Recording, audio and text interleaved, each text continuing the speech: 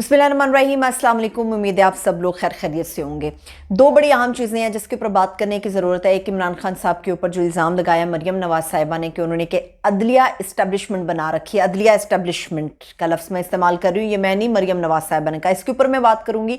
और इसके साथ साथ ख्वाजा साद रफ़ीक साहब ने जो इल्ज़ाम इमरान खान साहब के ऊपर लगाया है, मैं इमरान खान साहब की हामी नहीं हूँ, मगर हमें हकीकत को अपने सामने रखना चाहिए। बड़े न्यूट्रल प्लेटफॉर्म पर रह के बड़े लोग बात कर रहे होते हैं। साद रफ़ीक साहब ने इमरान खान साहब के ऊपर ये इल्ज़ाम आयद किया है कि इमरान खान गिदड़ है और मियाँ नवाज़ शरीफ लीडर है। अब ये एक शेर भी है और इस शेर के अंदर जो छुपी हकीकत है वो मैं आप लोगों के सामने रखूंगी। मरियम नवाज़ साहिबा ने एक जो अदलिया इस्टेब्लिशमेंट का लफ्ज़ इस्तेमाल किया, हमें नहीं भूलना चाहिए कि सबसे ज़्यादा अदालतों के बेनिफिशरी नून लीग रही है हमेशा से, इसमें कोई शुबा नहीं है।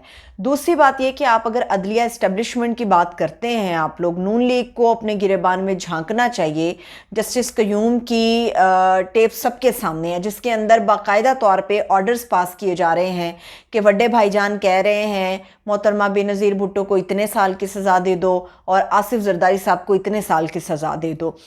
इसके अलावा बहुत सारे ऐसे किस्से कहानियाँ। इन्होंने कहा कि जी हमने वकला तहरीक में अपना बड़ा किरदार अदा किया।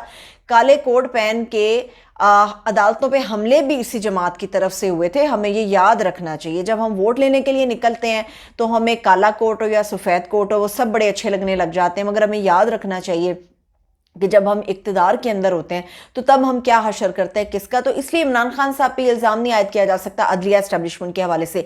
जस्टिस रिटायर्ड साकिब निसार अगर कोई बात कर रहे हैं तो ये उनका अपना पर्सनल है। या तो साकिब निसार साहब आके ये बात करें कि इमरान खान साहब से मोहब्बत में या इमरान खान साहब के कहने पर उन्होंने मियाँ नवाज शरीफ साहब के खिलाफ कोई भी काम किया था या कोई भी कदम उठाया था, तो फिर इमरान खान साहब को गिल्टी करार दिया जा सकता है। जस्टिस रिटायर्ड साकिब निसार से ये पूछने की ज़रूरत है कि आप ये बताइए कि आपने अगर मियाँ नवाज शरीफ को झूठी सजा दी या आप पैनामा बेंच से अलग होके आपका असर उसके अंदर रहा, तो बताइए कि इमरान खान के कहने पे आपने मियाँ नवाज शरीफ को सज़ा का अहल करार दिया या किसी और तरफ से ये इशारे थे आपके पास कि मियाँ नवाज शरीफ साहब को आपने नाअहल करना है या करवाना है, या उनको आपने जो भी सज़ा देनी है इमरान खान साहब को सादिक और अमीन डिक्लेयर करना है, या तो ये कहा जा सके। जस्टिस साकिब निसार जब तक ये सामने आकर ये बात नहीं करते, इमरान खान साहब के ऊपर इल्ज़ाम आयद नहीं किया जा सकता, धरा नहीं जा सकता। दूसरा, मरियम नवाज साहिबा ने यह कहा कि जजेस अपनी बीवियों के और अपने बच्चों के दबाव में आके फैसले करते थे।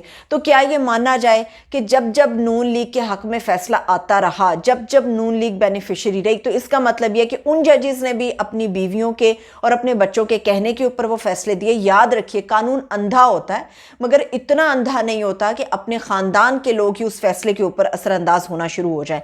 अगर अदालतों के अंदर के फैसले खानदानों के अंदर जाना शुरू हो जाए तो वक्त से पहले अदालतें बंद हो जाएं, अदालतों पे खुदा ना खास्ता कोई कोहराम मच जाए, अगर लोगों के पास सोशल मीडिया पे इतनी जल्दी फैसले आना शुरू हो जाए, तो ये इल्ज़ाम नहीं आयद किया जा सकता। अगर आपको ये लगता है कि किसी जज ने वाकई अपनी बीवी के या बच्चों के कहने पे फैसला किया था, तो इल्ज़ाम अगर आपके लगा रही हैं तो इसको साबित करना आपका काम है।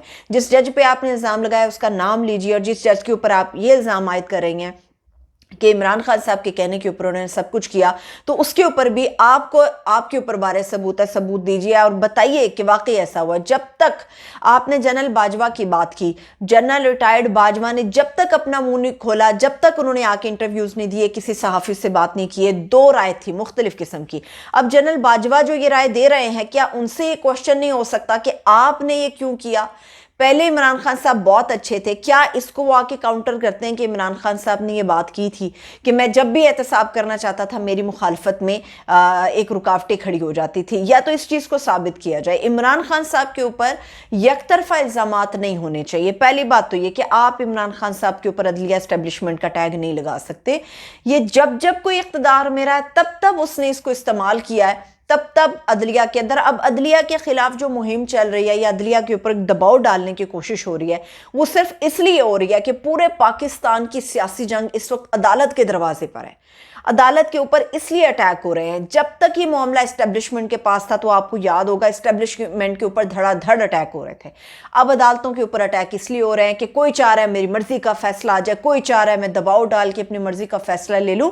तो ये गेम इसलिए अदालतों के इर्द गिर्द चल रही है। दूसरा, ख्वाजा साद रफ़ीक साहब ने, साद रफ़ीक साहब ایک اچھے ایڈمنسٹریٹر ہیں, انہوں نے ریلوے کے لیے بڑا اچھا کام کیا ہے, مگر آپ اختلاف کر سکتے ہیں, اور میرا جینوئن اختلاف ہے خواجہ سعد رفیق صاحب سے. اس کی وجہ یہ کہ خواجہ سعد رفیق صاحب پہلے تو آپ کو یاد رکھنا چاہیے آپ ہی تھے جو پاکستان تحریک انصاف میں شامل ہونے جا رہے تھے. آپ کو یاد ہے؟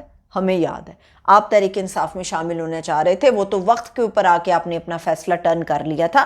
آپ کو یاد ہے کہ آپ نون لیگ سے بڑے دل برداشتہ تھے اور آپ نے پی ٹی آئی کے اندر جانے کا فیصلہ کیا تھا, تو آپ اس بات کو یاد رکھیے.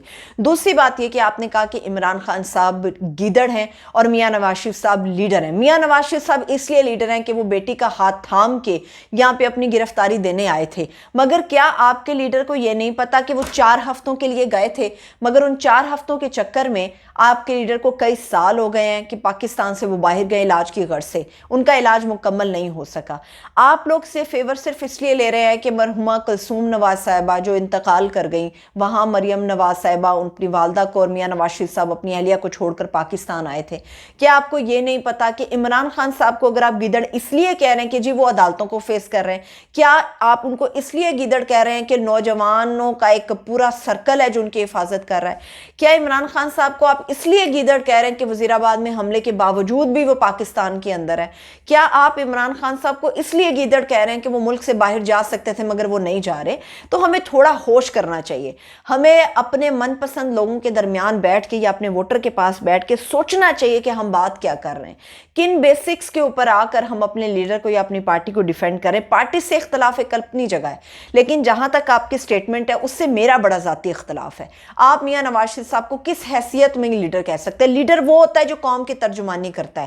قائد اعظم محمد علی جناح پاکستان کے لیڈر تھے, وہ رہنما تھے, وہ رہبر تھے پاکستان کے, باوجود اس کے کہ شدید بیماری تھی, باوجود اس کے کہ ان کو شدید وسائل کی کمی نہیں تھی, ان کے پاس بہت زیادہ وسائل تھے, وہ اپنا علاج کہیں بھی کرا سکتے تھے, باوجود اس کے کہ وہ اپنی زندگی بچا سکتے تھے, انہوں نے پاکستان میں رہنے کو ترجیح دی, انہوں نے اپنی جد و جہد کرنے کو ترجیح دی, انہوں نے پاکستان کے لوگوں کے لیے کام کیا, انہوں نے دن رات ایک کام کیا. یہ لیڈر ہوتا ہے جو اپنے ملک سے بھاگتا نہیں, جو اپنی ذمہ داری سے بھاگتا نہیں ہے. آپ مجھے بتائیے, کیا میاں نواز شریف صاحب وطن واپس نہیں آ سکتے؟ وہ کیا اس بات کا انتظار نہیں کر رہے کہ ان کے کیسز ختم کیے جائیں؟ عمران خان صاحب گیدڑ کس حیثیت میں ہو گیا سعد رفیق صاحب؟ وہ تو یہاں پر فیس کر رہا ہے. میں عمران خان صاحب کی حامی یا پی ٹی آئی کی حامی نہیں ہوں, مگر ہمیں حقیقت کو سامنے رکھنا چاہیے. لوگ گھاس نہیں کھاتے, لوگ روٹی کھاتے ہیں. لوگ اندھے نہیں ہیں, 2 آنکھیں ہیں لوگوں کی جو دیکھتی ہیں, جو سنتی ہیں, جو جانتے ہیں, جو دماغ کی اہلیت رکھتے ہیں. خوددارہ پاکستان کی عوام کو بھیڑ بکریاں سمجھنا بند کیجئے. یہ سوچ بچار کرتے ہیں اور یہ اپنا راستہ اب لے رہے ہیں. عمران خان صاحب کے مد مقابل اگر آپ کا لیڈر میاں نواز شریف صاحب ہے تو پاکستان آئے. یہ کیوں انتظار کیا جا رہا ہے کہ پنجاب کی گورنمنٹ چینج ہوتی تو میاں نواز شریف صاحب واپس آتے؟ یہ کیوں بار بار کہا جاتا ہے کہ ترازو کے دونوں پلڑے برابر ہوں گے؟ یا تو آپ اس چیز کی وضاحت کریں کہ آپ ترازو کے دونوں پلڑوں کو کس طرح سے برابر دیکھنا چاہتے ہیں. کیا آپ یہ چاہتے ہیں میاں نواز شریف صاحب کے کیسز ختم کیے جائیں؟ تو موسٹ ویلکم پاکستان. وہ کہتے ہیں ہمارا جینا مرنا پاکستان میں, تو آئیے پاکستان میں. پاکستان کے اندر رہ کر بتائیے کہ آپ اپنے کیسز کو کن بنیاد پہ ختم کرنا چاہتے ہیں. پاکستان کے اندر رہ کر ثابت کیجئے کہ آپ کے کیسز جھوٹے ہیں. جب ہم پہ کیس ہوتے ہیں یا ہم کسی کارروائی کا سامنا کر رہے ہیں تو ہم اپنے گھر سے, اپنے ملک سے, اپنی حیثیت سے, اپنی ذمہ داری سے فرار نہیں کرتے, ہم فیس کرتے ہیں اس کو. مریم نواز صاحبہ فیس کر رہی ہیں, بہت جگرے والی خاتون ہیں, ان کے والد اس سے بھی بڑا جگرا رکھتے ہیں. تو پاکستان آئے نا. ترازو کے دونوں پلڑے آمنے سامنے رہ کر برابر ہوتے ہیں. ایک بندہ لندن میں بیٹھا ایک پاکستان میں کیسز کو فیس کر رہا ہے جان کے خطروں کے باوجود. آپ نے کہا کہ گیدڑ ضمانتیں لیتا پھر رہا ہے. وہ گیدڑ پاکستان میں ہے نا, وہ جنگل میں چھپ تو نہیں گیا, وہ اسی جنگل کے اندر ہے. اسی جنگل کے اندر جان کے خطرات کے باوجود وہ لوگوں کے درمیان آتا ہے, وہ چاہے بنکر کے اندر آئے, وہ فیس کرتا ہے. کیا اس کے لیے مشکل ہے کہ وہ ملک سے فرار حاصل کر لے؟ کیا اس کا نام ای سی ایل میں ہے؟ کیا وہ باہر نہیں جا سکتا؟ عمران خان باہر بھی جا سکتا ہے, اس کا نام ای سی ایل میں بھی نہیں ہے, اس کے باوجود وہ پاکستان کے اندر ہے. تو پلیز لوگوں کو بھیڑ بکریاں مت سمجھئے. میاں نواز شریف کو یہاں پہ نعرے لگاتے ہیں جب آپ کنونشن کرتے ہیں کہ پاکستان کو میاں تیری ضرورت ہے, یہ بڑے گانے چل رہے ہوتے ہیں, میاں تیری ضرورت ہے پاکستان کو, تو پاکستان کے اندر آئیں, ضرورتیں پاکستان کی یہاں کے پوری کریں.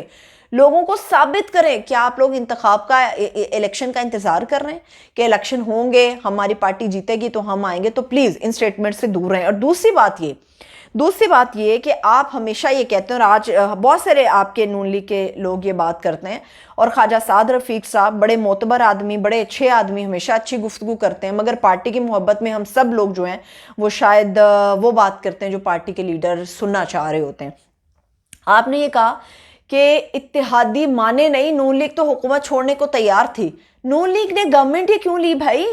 نون لیگ مت گورنمنٹ لیتی. پی ڈی ایم کے اندر بہت ساری جماعتیں, کسی بھی جماعت کو لاتے آپ مرکز میں کھڑا کر دیں. نون لیگ کے اوپر کون سا کندھے پہ بندوق کسی نے تانی تھی کہ نون لیگ ہی پارٹی جو ہے وہی اقتدار میں آئے گی؟ آپ پیپلز پارٹی کو دے دیتے, آپ کی 13 جماعتوں کا اتحاد ہے, پورا بانمتی کا کنبہ ہے, کوئی بھی آتا کے کھڑا ہو جاتا. نون لیگ نے کیوں ذمہ داری لی؟